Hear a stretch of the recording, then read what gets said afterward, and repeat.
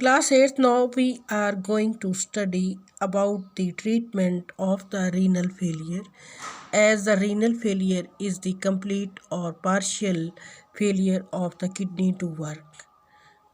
Now dialysis, it is very important method for the treatment of the renal failure. And open your book at page number 13. First line, you underline it, that cleaning of the blood by the artificial method is called as dialysis. Now we explain the process of dialysis.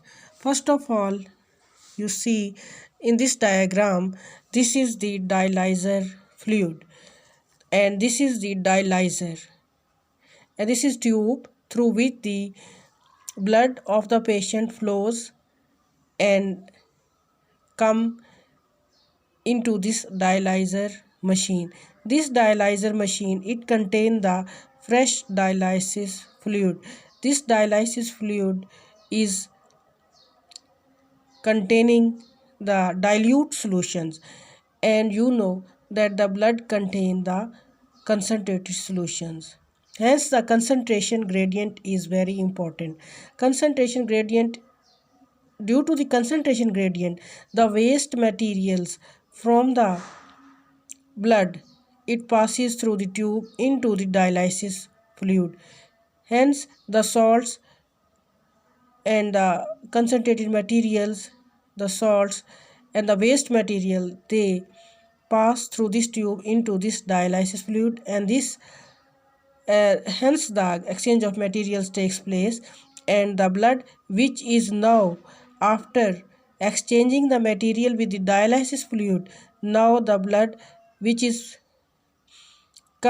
coming out of the dialyzer machine is clean blood, because it is now clean. And how it is clean? That is, the concentrated material, which were the salts and the other waste material, they pass out through this tube into the dialysis fluid, and here is the dialysis fluid which is used, and here it is the fresh dialysis fluid. This dialysis fluid which is used, it is come out through this outlet, and hence the blood which is coming from the dialyzer is the clean blood.